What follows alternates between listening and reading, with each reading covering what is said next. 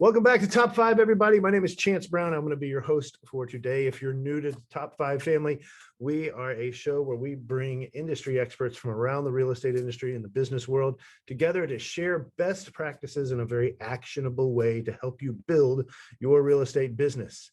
Today, we are going to be talking about a subject that I think every entrepreneur, whether you're in real estate or not, struggles with at some point, if not continuously, as they go through the building of their business. And we have a very special guest. Her name is Tammy Slay. Tammy is the broker owner of Hip Realty Group in the Dallas-Fort Worth Metroplex. She's a native Texan, which for those of us who are native Texans is a big deal because all of y'all are moving to Texas, so there's fewer and fewer of us. She's been a resident of the Frisco area for 20 years. She is a CRS, a GRI, an SRS, a mother of four, a new grandmother, $1 million producer, team leader, entrepreneur, and community volunteer. She's also a master coach with Workman Success Systems. And so we are really excited to welcome Tammy to Top 5. Tammy, glad that you are here. Thank you, Chance. I am hugely honored to be here. Thank you for reaching out to me and for inviting me to be on the show with you. I appreciate that. No, it's going to be a good one. I think we're going to talk about something, like I said in the intro, that I think everybody struggles with, whether you're a real estate entrepreneur or just somebody in business or just a parent or a spouse or just, I mean, everybody deals with this, but I think that it's more pronounced in entrepreneurs and real estate agents in particular because we bring our work home. And so our subject today is how do we balance personal life and business, right? Correct. Yes. I'm excited to get in this with you. Yeah. There's no defining line for us. No. Whether we're at home or we're at work, we're at work. We are. And I remember reading a scroll from Og Mandino that it talked about when the first time I read the scroll, it said, leave your personal life at home and leave your work at work. There's no room in the marketplace for your personal life in the marketplace, and there's no room for the marketplace in home. And the first time I read that, I thought, I don't like that. Like it really, I thought, that just feels odd to me. And as a mother and as a grandmother, what do you mean I don't bring my personal life into work? I don't discount my personal life. My personal life goes everywhere with me. So I got really upset about it.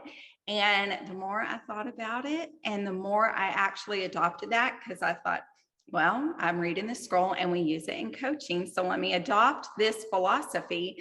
And the better my personal life has been. How about that?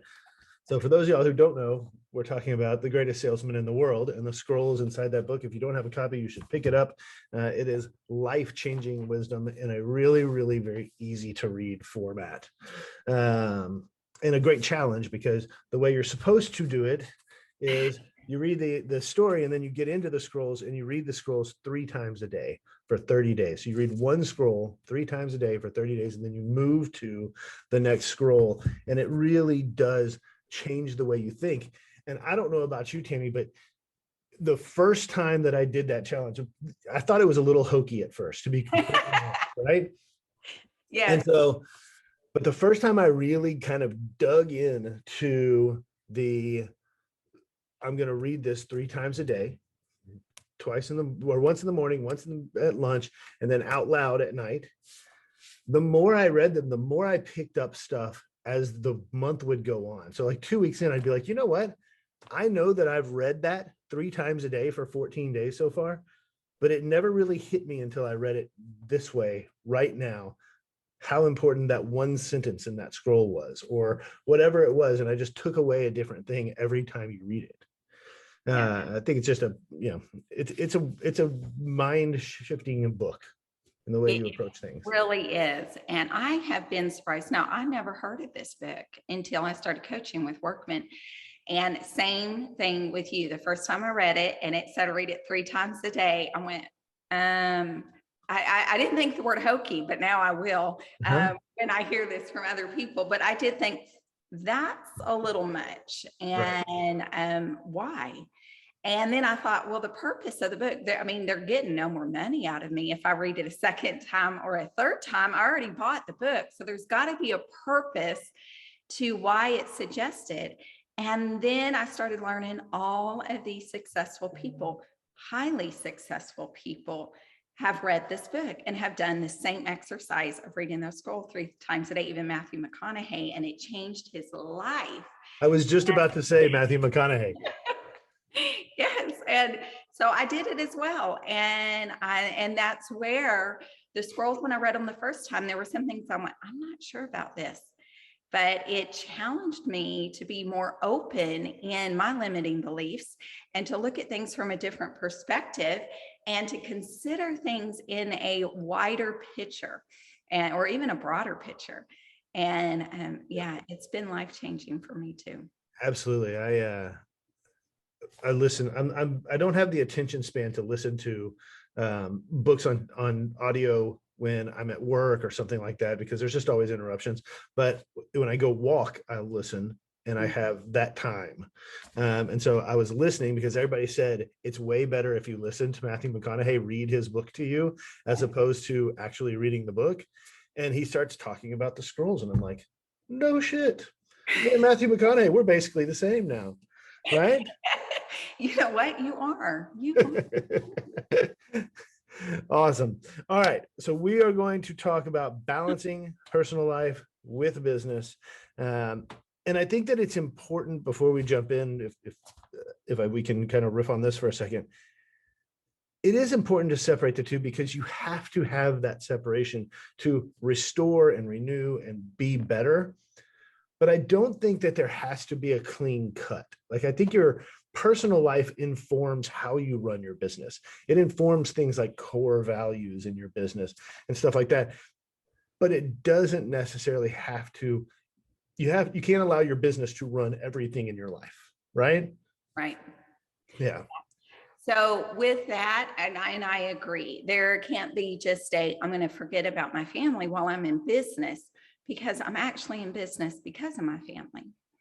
And the reason I work is for my family. The reason I have dreams and I have ambitions is for my family. Right. So I get up and I go to work every day for my family and because of my family. Same thing when I get home at night from work, and I don't forget about my clients. You know, I love my clients. I don't just say out of sight, out of mind, I'm done with them. But what I have done and what I've learned is set boundaries. Yeah. And there are boundaries that I set when I am in business mode. And that means that if one of my kids calls me, I'm going to answer the phone, because they know that they only reach out if it's an emergency. And I give that importance. The difference in the way I approach it when I mixed both is I ignored my phone. When my kids would call, I would ignore it, because they were calling 15 times a day. Right. And they were calling about things like, hey, we're out of milk. Can you bring more milk home? Or I got a homework assignment due tomorrow and I need some construction paper. And it wasn't an emergency. And so I was always very reactive. And also I started ignoring, and I didn't take control of my day. And by taking control means I preset boundaries on what I'm doing at certain times of the day and where my main focus is. So when I'm at work and I am hyper focused and hyper intentional, because I've set boundaries that limit a lot of the other distractions. So I don't have to work at 7:00 at night, and I don't have to work at 8:00 at night, because I'm not stressed that 15 times a day when my kids are calling and I'm finding I'm ignoring a lot of those calls, it hurts me. Right. Right. I mean, I feel it. And then it takes me a moment to get back into the prospecting call. Or then when I answer the phone and they say, I have a homework assignment and I need cotton. Can you get me some cotton at CVS? And I go, are you kidding me? You called me for cotton? And then I just bring this conflict and this anger in, and it serves no purpose. Right. So when I reshifted my mind on, I love my family, so I'm going to be hyper-focused at work. And in order for me to be hyper-focused at work, and to be very intentional there, I have to put in place pre-boundaries, and I have to take care of that up front. And I have to almost protect my work hours. Right. And I did. And I had a conversation. We had a family meeting, and that was a lot of fun. And we read the scroll, and I asked their thoughts and I asked their input, and it was kind of a family council. And we just set up a system in place. And so if they need me to pick up something from the store, they add it to a checklist. There you go. They don't have to call me. But if that phone rings, You know, I it's know it's an emergency. right. They have my attention no matter where I'm at. 100%, they're number one, and they have my attention. And my phone rings less now because we've set systems in place. So let's flip that. Do you Okay. do the same thing with your clients? I do the same thing with the clients, and it's the same thing. It is a client council. Now, I don't call it a client council. I may now because I just liked that in my head. But it's the upfront meeting when you're going through all the agreements, when you're going through the expectations, when you're hiring me. Then we go through a little checklist of things that we're going to talk about. And one is, I will promise to you, and I make a commitment to you, Mr. or Mrs. Client, that I am going to be hyper-focused at work. And during these hours, I am going to get everything accomplished that I need to get accomplished. That doesn't mean you can't call me after hours. What that means is when you call me, I will answer that phone, but you need to know you're taking me away from bedtime. You're taking me away from a game. You're taking me away from my family. So please be respectful of that. If you can contact me during the day, do it then. If you can send me an email, do it then. If you need to text me, do it then. I have a transaction coordinator. I have an assistant. I have a marketing person. I have a lot of people on the team. You're going to get everybody's contact information. But please help me to respect my home life and my family. I've asked it of my family to leave me alone during the day. I want to ask it of you. Please leave me alone. But if you call me, I'm going to think it's an emergency. So I'm going to ask you this because we had a very similar discussion a couple of episodes back when we were talking about specifically for brand new agents, this setting expectations, setting boundaries, conversation. Because, I mean, you give an inch, they take a mile, right? You let them call you at 8 p.m. one time, they're going to call you at 8 p.m. every single time and think that it's okay.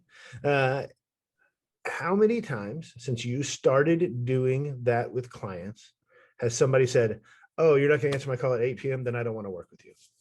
Oh, never. Right. Never. And I think that that's a fear that a lot of agents have, that if I'm really stern and I set boundaries with people, that I'm in some way sacrificing service or not doing my job well. But what it really is it's being more professional about how you do your business. Yeah. If you want to separate yourself as a professional in business versus a hobby, doing a little craft on the side, have that conversation with your people and set those boundaries. Because there's nothing that gives a testament to your clients that I'm a professional when I control my schedule and I have work hours and I have home hours. And any other professional out there, I mean, any other adult out there is going to respect that. Even teachers have work hours and they have personal hours.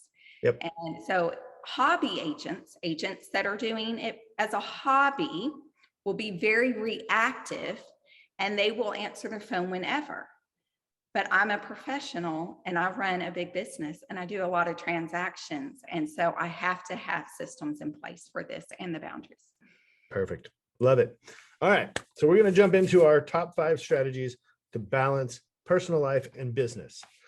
So the number one thing that you put on your list when we were going through this is something that we try to preach inside of our brokerage to people all the time, and that's self-care. So tell me what that means to you, and let's talk a little bit about self-care. Okay, similar, and we've heard it used before, similar to when you're on an airplane and the flight attendant is giving the instructions in case of an emergency, put your mask on first before helping someone else. We have to take care of ourselves, because who has the greatest responsibility to take care of each of us individually? We do. In order for me to take care of my clients, in order for me to take care of my children, in order for me to take care of my dog, in order for me to take care of everybody else that I love, I have to love me first. And Tammy has to take care of Tammy. Right. And it was something that I actually give credit to my mom for teaching me at a very young age. And that is, you take care of Tammie in all ways. And as I've become an adult and become a leader, I have learned that there is this belief out there in society that taking care of ourselves can be considered selfish. And it's anything but. It takes time, it takes commitment, That's it right. can often take money. But the greatest gift is time. And the greatest gift I can give me is the time to invest in me. And the greatest gift I can give anyone else in my life is to take care of me and love me. And through loving me, I love other people greater. So in the financial planning universe, you hear retirement planners and people talk about pay yourself first. Before you pay all your other bills and you do everything else, you take the money that you need to make sure that you can live the life you want to later, and you set it aside. It's really the same analogy, just with whatever it is that makes you happy. Mhm. So let's give some examples of what that looks like. Okay. So one is on my business planning. And when I do my strategic plan for the year, I include Tammie on there. And that means, how am I going to grow Tammie? What am I going to do to invest in Tammie? How am I going to make sure Tammie is happy at the end of the year? And then I also allot a certain amount of money to invest in Tammie. So what does it look like for Tammie? Is one, I do a lot of walking. So I would average, depending on my mood, but walking for me is very meditative and very renewing. And I can walk anywhere. I would say this year I'm averaging 7 to 10 miles a day. Oh, wow. A day. Wow. Yeah. That's So impressive. that's a lot of steps. And I don't run. I never run. I never run. Me neither. But I do walk and I listen to music. And people have asked me, do you prospect while you're walking? No, it's for me. And I walk in the morning and I walk in the evening. And it's just in my community and it's my neighborhood, but it's how I get up in the morning. And it's how I put my mind back in a reset in the evening. I will say, when my kids were younger, that walking looked like anywhere from 2 to 4 miles a day. Right. And now I'm in a different phase in my life where I'm not having to wake up with young kids in the morning. And so walking, it's free and it takes time and it's all for me, every bit of it. And I rarely invite anyone to join me on my walk. Second is, I love dancing. So I take 3 different dancing lessons. Well, and that is an investment of money, but it's something I love. There's just something about very freeing with your motions and your body. And I have different dance instructors. I have one that's totally freestyle. She's like, what's your mood? What song do you want? And I get in there and I'm either slow or I'm just beating it out. And so dancing's one. I do spend time and money. I do like getting facials. I do like to be pampered. Many women do, and many men do too as well. So I do get facials, and I get those regularly. I do also get massages. Massages is something I do every 2 weeks. Me too. Do you really? I do. I have one tomorrow, actually. It's 1 hour where no one can interrupt me, and it's just stress relief and usually a fairly decent nap. Because I'm one of those people. Seriously, a masseuse could walk in and like start the massage and then walk back in an hour later and be like, "I'm done," and I would not know the difference. Okay, when But I it's awesome. fallen asleep in a massage, I'm depressed afterwards. I'm like, I missed it. Oh no, I'm good. I can feel the relaxation. I'm fine. It works for me. Yeah. So for me, it's every other week I get a massage, and Okay. we've done that now for a couple of years. I work out 3 times a week. Good. And then my secret one that I don't tell very many people, but now apparently I'm going to tell whoever listens to this podcast, I will sneak out in the middle of the day sometime and go watch a movie. Ooh. I love movie. I love the experience of going to the movie theater. Like the last year with COVID lockdown, with the movie theaters closed, I've just hated it. I love the experience of going to the movie theater. And there are movies that I want to watch that I know that no one else in my family is going to want to watch. And that's perfectly fine. I'll just roll out at like 2 o'clock on a Tuesday and go see a movie. I love that, Chance. Yeah. It's a great thought. And I love that you figured out what works for you. And because it's different for everybody and those little unique things. That's amazing. Now, I will say, everybody that's listening is likely your assistant. When she looks around the office, she's gonna be like, where's Right. Chance? Where's She's Chance? gonna walk into a movie theater and she's gonna go, found you. Yep. And that's fine. She can sit down and watch a movie with me. I don't care. So I don't know about you, but one of the things when it came to the realization that I needed to take time either off completely or just for myself was I have to schedule that. Mhm. If it's not on my schedule, it will not happen. And I know that for sure. And when I put it on my schedule, I've got to make sure that it's a non-negotiable. Mhm. Like Monday, Wednesday, and Thursday from 5 to 6, I'm in the gym. Those are my 3 hours of the week that I'm in the gym. I'm not answering phone calls. I'm not letting anything distract me. I'm just in the gym, and that's that. And it has to be on the calendar. It won't happen. I agree. And I second that. And anybody listening to this, that's actually very wise for you to bring up because it's true. If you just think I'm going to randomly get a massage or I'm randomly going to schedule a walk, it won't happen. You will put everything else last, Yep. or you'll put everything else first and you'll put that last. Right. Yeah. And same for me. I have noticed when I travel and I don't do my walking in the morning or the evening, you feel different. You do. And there's a commitment of I got to reset this, or I got to remember next time I travel to get in a walk. It may not be 7 miles because, traveling there, the work day is a little bit different, but I got to at least get in something because Yep. for me, that's where my mind resets. Well, we started looking at this whole idea of a morning routine to kind of set your mind up for the day, set your attitude, all of that, probably 3 years ago when we read The Miracle Morning as part of our brokerage book club. And again, the first time I read it, I was like, this is kind of hokey, right? This is just kind of like, come on. How am I going to do all of these things, these 6 things, 10 minutes, and that's going to make some big deal in my life? And over the years, that morning routine has evolved a little bit and changed. But honestly, it sticks relatively close to that original Miracle Morning type of model. I just do 4 of them while I'm walking. But yeah, if you don't do it, it's a noticeable difference. It really is. And I do love a good morning routine. Yep. Same thing. Now, as a teenager, I didn't have a morning routine. Yeah. But as an adult, I learned the value of that. And I've tried to teach my kids that. It's not quite stuck with many of them. Right.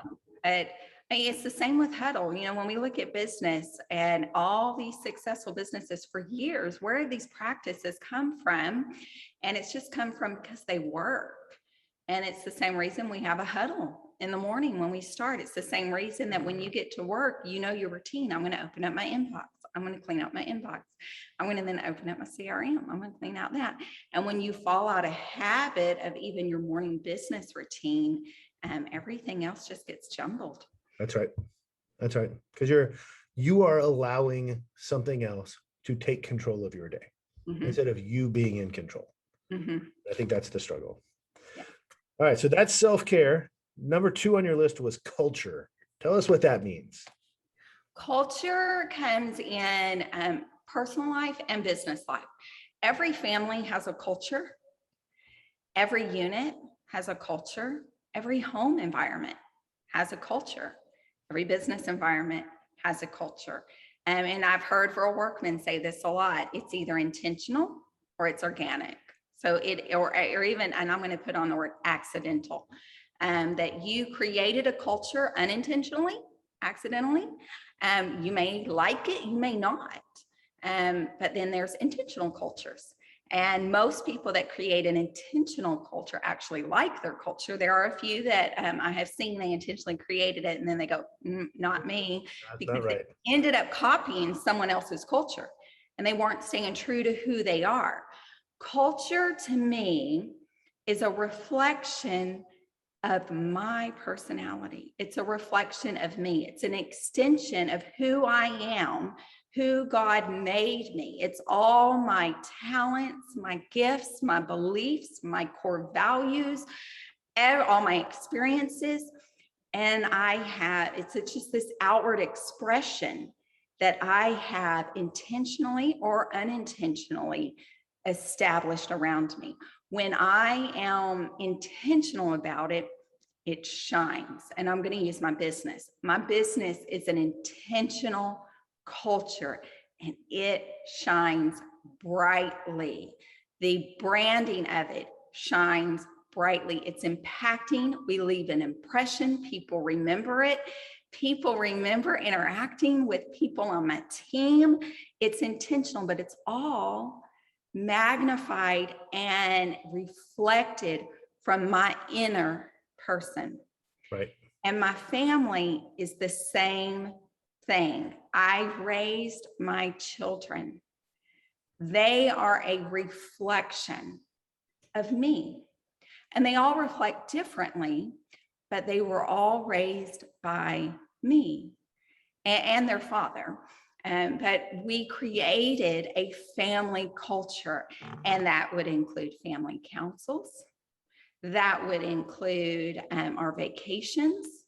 That would include how we handled conflict.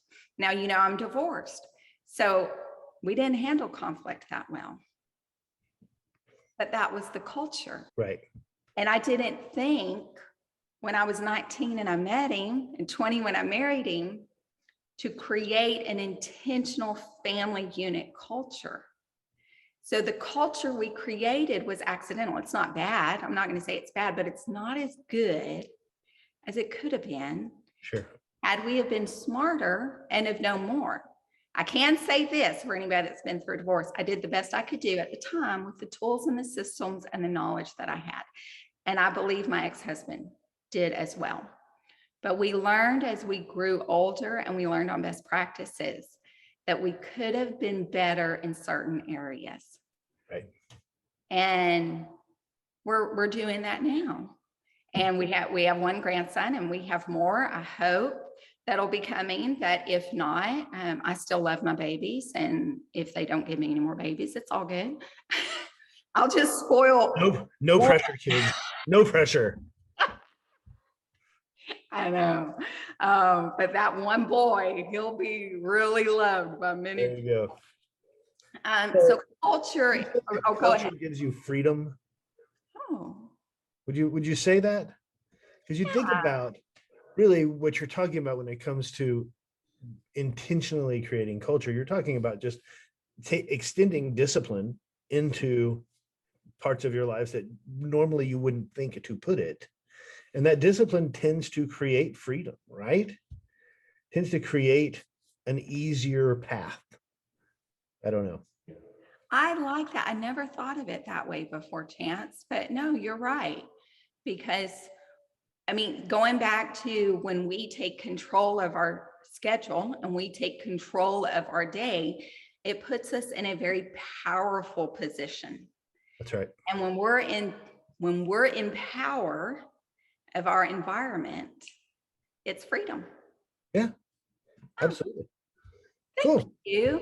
There we go. Look at that. We figure stuff out just talking about it. Isn't that nice? And so when I first read this, one of the things that kind of struck me was the old quote, and I off the top of my head don't know who said it, but you're the average of the 5 people you hang out with. Mm-hmm. Right. And so when I first read this on your list, when we were kind of pre-planning this call, when I thought culture, I was like, to me, that's, a lot of who I'm surrounding myself with and who I want to bring into this community that we're trying to create. And are they good for that community or are they toxic? And trying to just kind of cut those toxic relationships out. Because if we're talking about balancing business and personal life,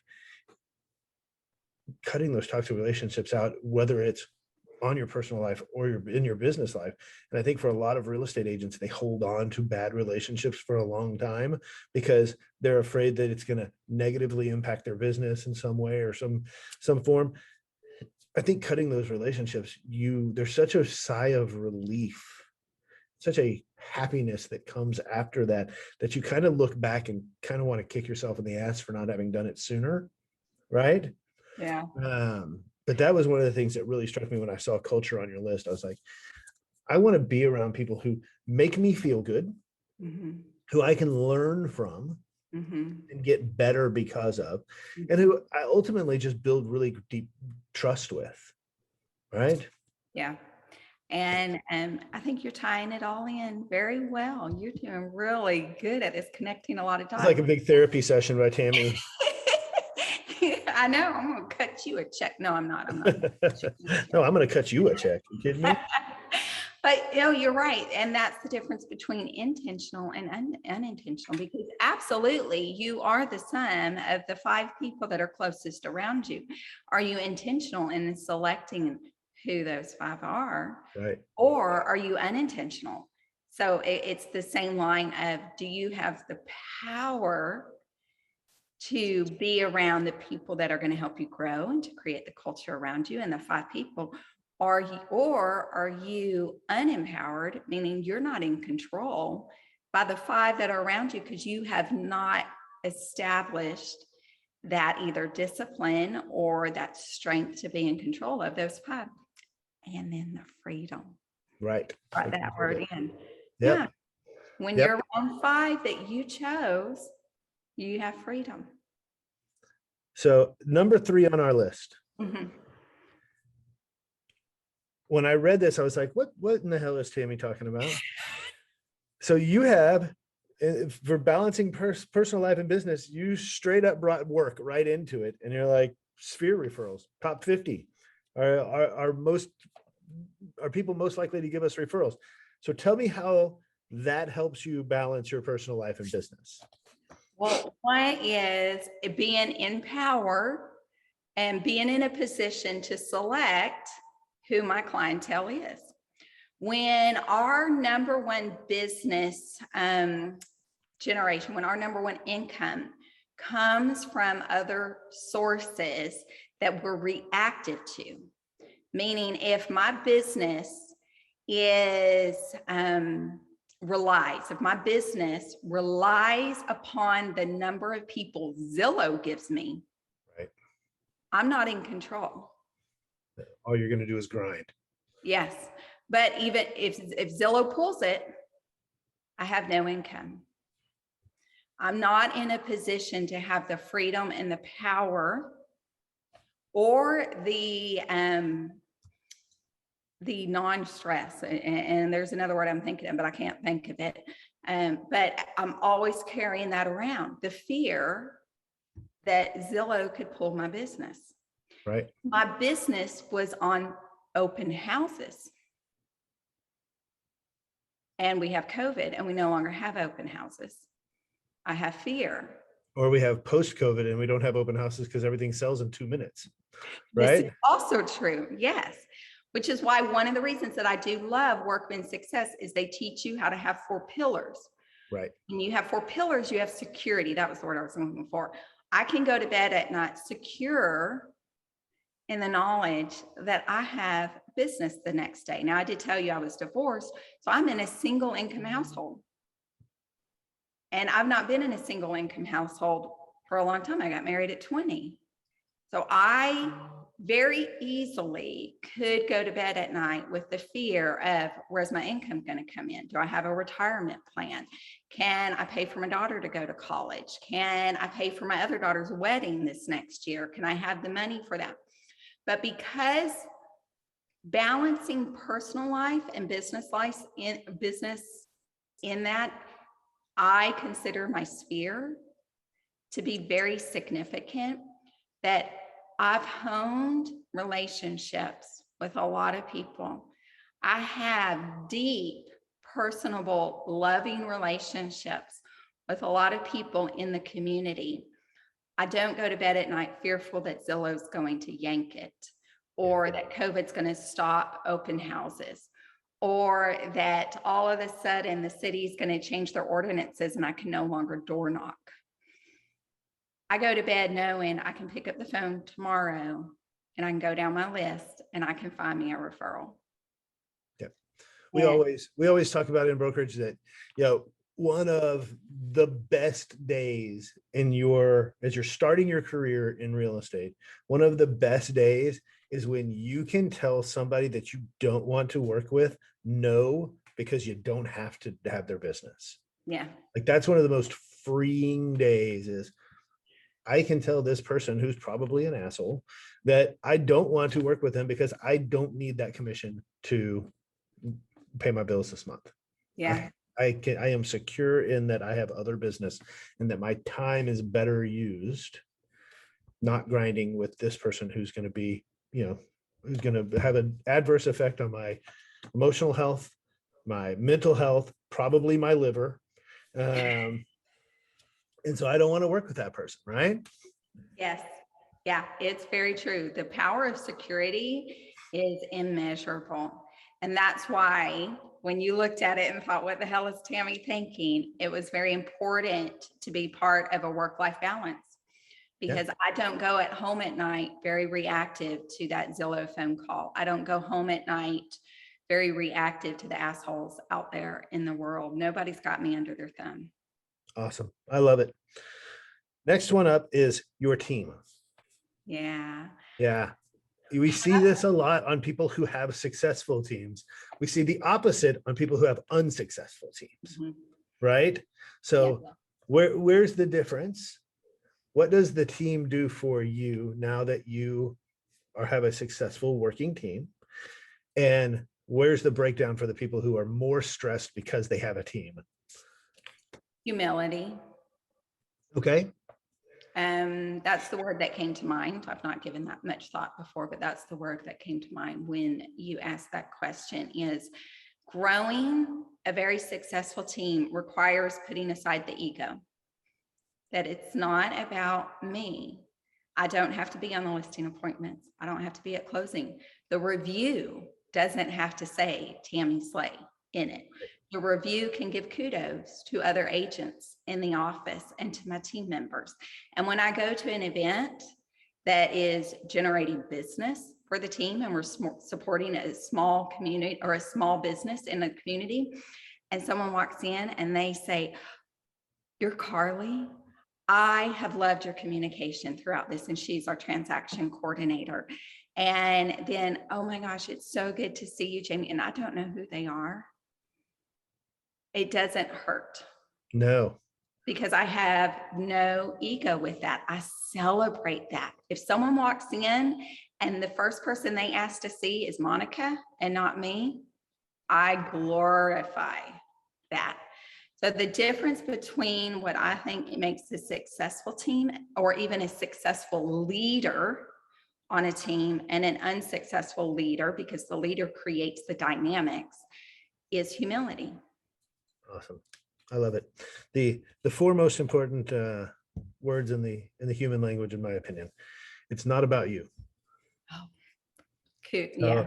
So I tell this story, and I don't know that I've actually told it on this podcast before, but I tell the story fairly often that, I grew up in the era of Reagan, American exceptionalism, Michael J. Fox's Alex P. Keaton. That's who everybody wanted to be.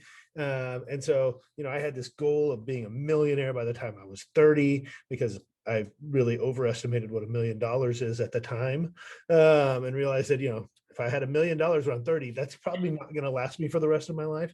But I had all these big ambitions and went to college, graduated college, had a good job, had a really crappy apartment, like, the stereotypical first apartment for a dude out of college, cinder block entertainment center, that kind of thing. Right.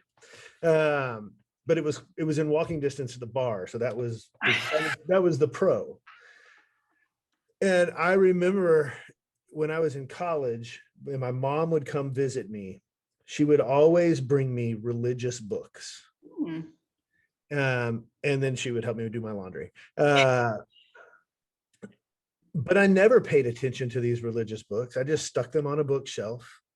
I was far more interested in sorority girls and cold beer than I was in, whatever book it was that she had brought. And one night, I'm probably 25-ish years old, and I'm nowhere close to being even on the same path of becoming a millionaire. I'm professionally very, very unhappy. Just not having a good time. I'm having kind of an identity crisis of who I am. And I am legitimately sitting on the floor of this crappy apartment crying about how terrible my life is, which it wasn't that terrible. But I reach over and I pick up a book off the shelf that my mom had brought. I opened the book up. I read the first 4 words. I closed the book, and I've never read another sentence in that book. Really? And the book was A Purpose-Driven Life. And the first 4 words were, "It's not about you." And anytime and every time I have to make a big decision, anytime and every time I have some sort of crisis or, whatever it is, those are the 4 words, "It's not about you," that I will mentally say to myself before I go into whatever I have to go into. Mm-hmm. And so yes, that team, that leading from a point of humility and realizing that you're not that significant and you can do more by helping empower others it was just a shift of what's the world going to give me versus what can I give to the world. Yeah. That was the difference it made. Can I add something to that? Go for it. So when I love the word significant, and it's actually in our mission statement. Our mission is for everyone we interact with to feel significant. I love it. And so for me to be more significant, I have to have more humility. For me to make, and I heard this the other day, and I don't know who said it. I know who said it to me, but it didn't originate with them. And it was true success is going beyond success and into significance. And success is not about, at the end of the day, how much money did I take home, or even limiting yourself to how much money you take home. Success is when you move beyond a position of just yourself and you go into a position of creating significance in others, meaning empowering your buyer's agents, empowering your listing agents, empowering other agents to pay their mortgage. Can you imagine that? Do you mind me asking you how many people are in CBNA? We're about 450 agents. Chance, you have a responsibility for 450 families to pay their mortgage. I know. That is very significant. Yes. You are very significant to 450 family units out there. And you would not be in that position if you did not have humility. We built this brokerage on the idea that we could help people become independent, become more in control of the destiny that they want to have in their lives. Now, we have agents who want to take over the world, right? They want to be the next Tammie Slay. And we have agents who they legitimately want to sell 4 or 5 homes a year just to pay for their kids' extracurricular and maybe go on a nice vacation. And that's fine. We're here to help them reach that goal, no matter how big or small it is, because I think that is the essence of the entrepreneurial spirit of what we do, right? I think that's the magic. And if we can get them to realize the magic that they create in other people's lives, the significance that they bring to their clients, that's where you really start, it's almost like a grassroots political movement or something, right? It's one of the things I tell our agents all the time. I don't think that we as realtors do a very good job of taking a break every now and then and just stepping back and realizing the significance, realizing the impact we have on people's lives. We are the purveyors and protectors of the American dream of home ownership. And I think that that is just maybe the coolest job ever. Yeah, it really is. And speaking as a mom, when you give this information to your children and coaching, because I do coach, and I share with my coaching clients to share their lead tracker, share their CRM with their spouses, with their partners, with their children. Because if there happens to be a time where you need another hour to prospect, they need to know that one phone call is what's standing between you paying a mortgage or not. What's the value of that one phone call? Invite them to be a part of that. When your family or your team, or I'm going to say your brokerage or even your assistant knows you're at the movies, when they understand that that movie for you is so significant that it ensures 450 people can pay their mortgage, because sometimes you got to just step back and focus on chance. Yep. How much more understanding is a home life when you go to the movies? Yeah, absolutely. Absolutely. You made the perfect segue here to item number 5, which is coaching. Now, you and I are both obviously huge proponents of coaching. And I don't necessarily know that it has to be coaching in your real estate business. It can be coaching in other parts of your life as well. You know, when I tell you that I go work out Monday, Wednesday, and Thursday at 5, I have a coach with me that is training me, because if I don't, I'm not showing up, because I'd rather do something else other than work out. But B, because they know how to do what they do better than I do. Yeah, it's So, very true. how does coaching impact your work-life balance? So when I put that down, I came at it from 2 perspectives. One is being a coach, and the other is being coached. And like you, I do both. I'm a coach and I'm also coached, and in different facets of life. So business wise, I coach my business, I coach my brokerage, I coach my team members, coach my employees, I coach other business owners across the nation, and I do that through Workman Success Systems, where I coach them. That coaching hones skills, and it hones these muscles, these internal emotional muscles and these intellectual muscles that I would not get anywhere else. Right. There's nowhere else that challenges me and flexes those muscles the way coaching other people does. When we go back to humility, when you give of your time to help other people, it just automatically creates that humility, but it strengthens me as a leader. So then I can turn around. So in this way, I am facing these people, coaching them. And in this way, I'm on the other end, and all these people are coaching me. In the home, because I have a coach at work, that coach helps me look at place in my business. For example, the difference between gross commission income and net commission income. Prior to coaching, I focused on gross. Right. Coaching, The industry focuses on gross. the industry does. But who cares? Industry even takes it a step further back, and they just focus on sales volume. They actually don't care if you make a commission. You can discount it all day long. Right. But who cares if you can't pay your bills?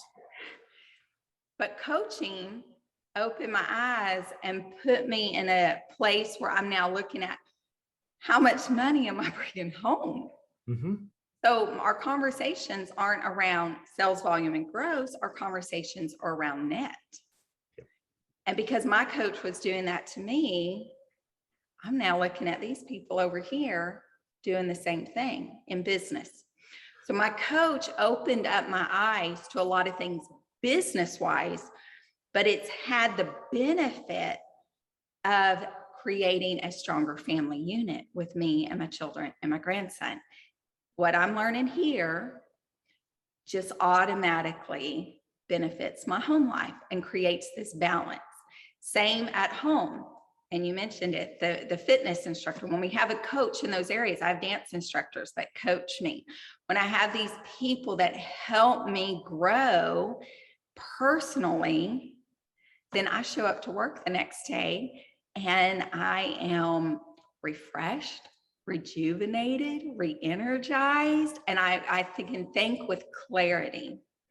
Well, and would you say that since you've become a coach, and let's say specific to real estate, that since you've become a coach, you've gotten better at your craft and you've built more of a business because of teaching other people? Absolutely. 198%. Absolutely. It was a side effect I did not expect. I started coaching to give back because I appreciated all my coaching did for me. Right. And then when I went and I started coaching other people, I started hearing stories of struggles and challenges in other businesses that either I hadn't faced yet or I had faced, but I didn't document it, or I didn't really dig deep into it. And so as I'm coaching these people and they're growing their business just a little bit differently than the way I grow my business, it's expounded my mind and I'm able to just get in the trenches with them. And this almost partnership forms because I care about their business. I make no money off their business, but I care about their business. Right.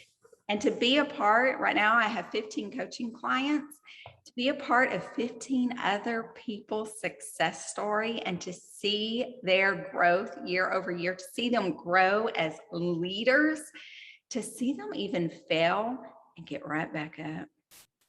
Oh, it's so rewarding. And significant. And significant. It is. Definitely. Yeah. Yeah. So what we have learned now the hard way. So anytime a new agent joins our brokerage, we assign them an experienced mentor. And so each one of our mentors will carry about 5 to 6 new agents at any given time. Well, what we have found is that there is an expiration date on mentors because as they teach, they get better at what they do. And at some point, what we're figuring out is around that 2-year mark, they can't be mentors anymore because they're just too darn busy in their business. And so we know when someone's at that 1.5 year mark, we need to start looking for their replacement. Wow. It's interesting to watch from a 30,000 foot view. It's really interesting to watch how that develops over time. Yeah. That behavior that just internalizes within them. Yeah. But I mean, you think about everybody out there. And I use Tom Brady as an example. And whether you like or don't like Tom Brady, there's no denying the man's success. Right. And there's a theory in sports called periodization. And actually there's a really great book called The 12-Week Year. So little inside piece of trivia, when he talks about when they first presented this to an insurance group and all of that in that book, I was in that room. I did a very brief stint as a life insurance financial planning type of person. And it just so happened to be when they were testing 12-Week Year out before he even wrote the book. And I happened to be in that room.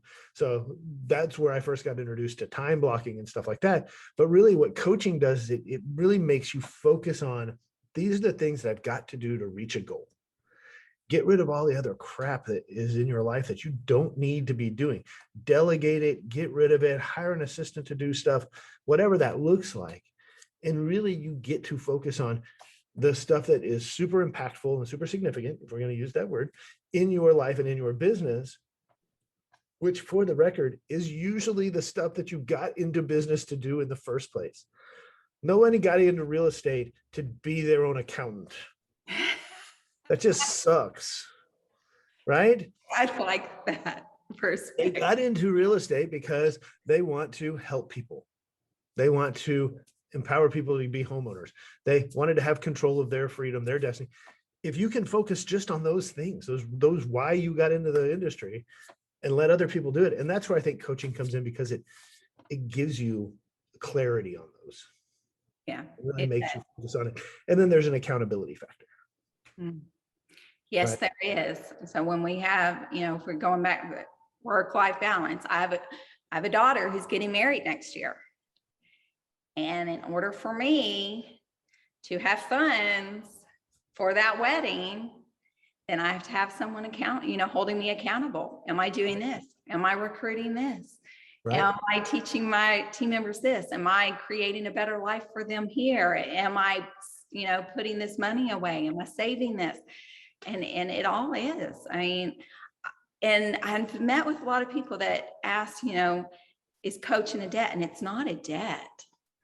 And I probably once in my life thought about that and thought that same belief that coaching was a debt on my expense column, and absolutely not.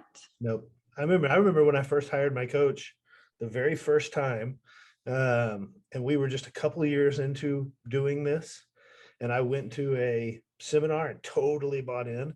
And I came home and I told my wife, I just did this, and it's going to be, I think it was $500 a month at the time or something like that. And she wanted to murder me. And I said, well, I think it's going to, she was like, okay, fine, whatever. And within just a couple months, maybe 3 months, it had paid for itself. It does. And I know one of your coaches, I'm pretty partial to him. Yeah, he's all right. More than all right. He's all right. Awesome. Well, this has been fantastic. I have really enjoyed this. This has been a different look at what I think most people, when they think about balancing their personal life and their business, they don't think about the systems inside their business that can create that balance. And so I think that's been great. I think the word of the day, as much as we've talked about significance here, I think really the word of the day is that it's power. It's empowering to have work-life balance and to have the discipline in both areas to create that, right? I agree with you 100%. And I'm going to add your second word, be freedom. Yeah. And I'm glad you brought that up, because I had not associated freedom and the position of freedom with that, the blessing of freedom. When you empower yourself, you do generate freedom. Absolutely. And there's nothing more amazing than Yep. giving the gift of freedom to people. That's right. Well, thank you, Tammy. Appreciate you coming on today. This has been really fun. And for those of you watching, thank you for stopping by. We hope that you're able to take some of these tips and put them into your business, and that we've made it easy enough for you to just take them and really simply apply, and that they'll be significant and have an impact on your business. And we'll see you next time on Top 5.